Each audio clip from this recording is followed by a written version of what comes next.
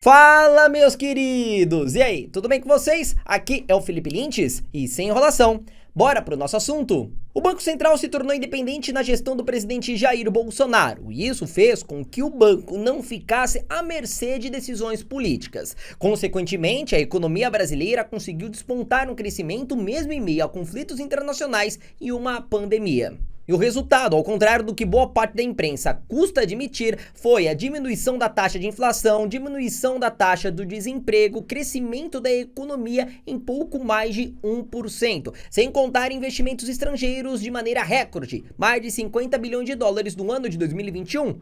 Uhul! Mas este governo que mal assumiu falou durante toda a campanha de que era contra o teto de gastos, que responsabilidade fiscal era, na verdade, gastar aquilo que fosse necessário para atender o povo brasileiro em questões sociais. E por causa desse tipo de fala e atitudes um tanto quanto irresponsáveis, como por exemplo Fernando Haddad como ministro da Economia, o Banco Central, que é independente, fixou a sua própria taxa de juros em 13,75% anual. E é claro que a turma do PT não gostou absolutamente nada disso, até porque isso interfere muito na popularidade do presidente, pois esta taxa básica de juros influencia, por exemplo, na tomada de um empréstimo pessoal que você vai buscar no banco. No final das contas, tudo acaba ficando mais caro, até o seu alimento.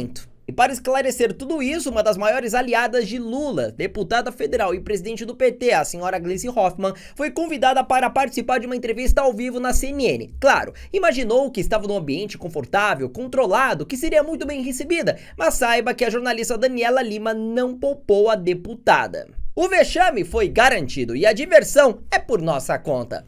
Bora assistir!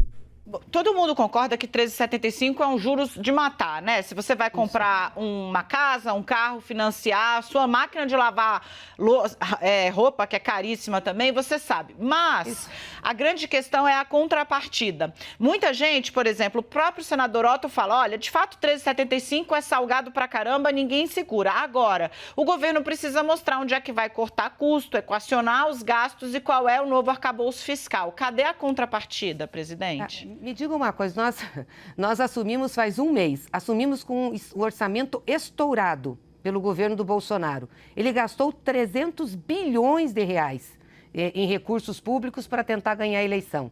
Se você somar o Auxílio Brasil, se somar as isenções de impostos, a liberação das emendas, os repasses para prefeituras, 300 bilhões, né? Fez o que podia, o que não podia, nunca respeitou teto de gastos. Aí nós assumimos e querem em um mês que a gente faça um novo arcabouço fiscal, em um mês que corte, nós tivemos que recompor o orçamento do Bolsonaro com a PEC do Bolsa Família, senão não pagava Bolsa Família, porque ele fez um programa eleitoreiro, senão a gente não conseguia sequer ter vacinação. Vocês sabem disso, vocês acompanharam, gente.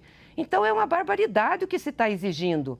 Vamos com calma, nós precisamos recolocar o país nos eixos, precisamos dar atenção para o povo. Então está errado esse debate. Vai cortar no quê, se nós tivermos que recompor o orçamento?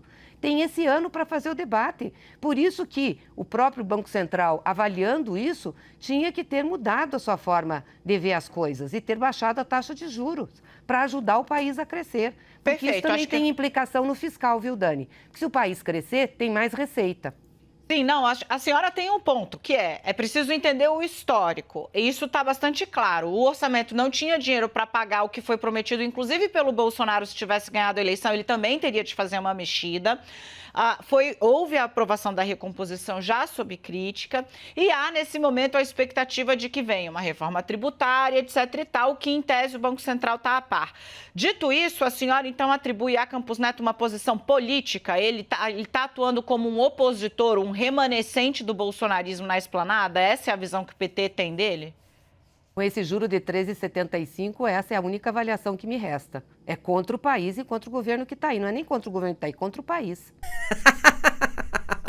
Olha, dona Daniela Lima, eu vivi pra te falar isso. Parabéns pelo seu trabalho jornalístico. Falou tudo aquilo que era necessário. Dona Gleisi Hoffmann, parte da imprensa, toda a turma da esquerda, incluindo o presidente Lula, tem insistido na narrativa de que a culpa da alta dos juros, crescimento de inflação, o desastre econômico que vem pela frente é a culpa de Jair Messias Bolsonaro. Só que, como a Daniela Lima muito bem lembrou, na verdade o PT deveria olhar para os seus próprios erros, não somente em falas, mas também em atitudes. O melhor de tudo é quando a dona Glaze resolve falar em nome de Lula e afirmar que este novo governo está buscando a responsabilidade fiscal. E aí vem a jornalista Daniela Lima e lembra que até o momento não existe nada de concreto. É claro que a reação da petista seria esta, de completo desânimo, atordoada, sem saber o que exatamente responder.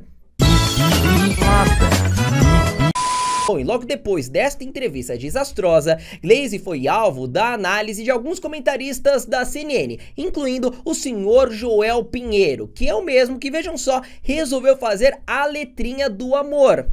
Com convicção, com total tranquilidade, não foi a minha escolha esse segundo turno, mas dado que o segundo turno é esse, meu voto é Lula, com total certeza. Mas olha, parece que já está completamente arrependido. Veja o desabafo de um eleitor do PT. Então, para deixar este momento ainda mais especial, editora, por favor, música de velório no fundo deste vídeo que veremos a seguir. Muito bem, tá aí a Glaze Hoffmann, que deu entrevista aqui à CNN, Joel Pinheiro. Ela falou que não temos risco fiscal no país. Isso é verdade? Não é verdade, Felipe. Por que não é verdade? Porque o governo não apresentou ainda um plano minimamente crível e factível de como é que o governo vai acertar suas contas. A gente teve no ano passado um superávit primário das contas públicas, é verdade. Então, o que o governo Lula agora tem que fazer? Apresentar o seu plano. A regra fiscal do teto, ela já era favas contadas que ela iria cair, porque já não vinha sendo respeitada nos últimos anos nem pelo governo Bolsonaro, nem pelo novo governo Lula. Ela se tornou simplesmente insustentável. Cada ano que vinha era um furo novo no teto. Precisamos de uma regra nova. Ainda não temos a regra nova. Precisamos saber onde é que o governo vai cortar gastos. Ainda não temos a menor clareza de onde o governo vai cortar gasto. Sendo assim, embora o superávit do último ano tenha dado algum respiro, a situação que a gente está vivendo, ainda mais com esses juros altos também, é basicamente, estruturalmente, a mesma.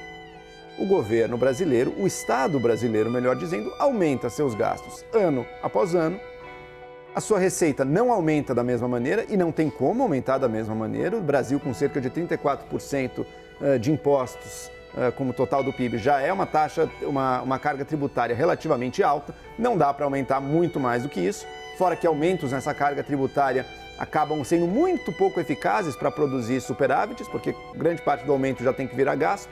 Então, a situação fiscal do Brasil continua preocupante e continuamos à espera de saber qual plano o governo vai ter, se é que terá algum. Com convicção, com total tranquilidade, não foi a minha escolha esse segundo turno, mas dado que o segundo turno é esse, meu voto é Lula, com total certeza. Não, pera um pouquinho aí, ô Joel Pinheiro, é sério mesmo que a gente acabou de escutar aqui mais um para a nossa famosa e querida lista dos arrependidos? Aí não dá, né, meu? Olha, sinceramente, como que você, Joel, e tantos outros acreditaram nisso? Você dizendo que o governo do PT só promove a irresponsabilidade do âmbito fiscal, que um desastre econômico pode vir pelos próximos anos. Você é um jornalista culto, inteligente, admirado por tantas pessoas no Brasil, vir se colocar como uma pessoa surpresa. Vai dizer que você não sabia que isso ia acontecer? Bom, não vai me dizer que você acreditou na história da picanha, né, meu amigo?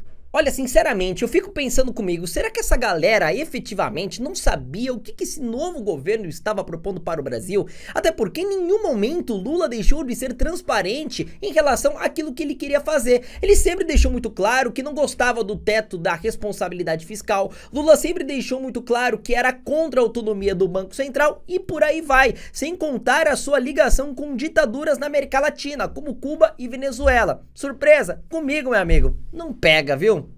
Bom, pessoal, depois deste belo 7-1 aplicado em cima da petista, eu vou ficando por aqui. Meu nome é Felipe Lintes, te vejo na próxima oportunidade. E tchau, tchau.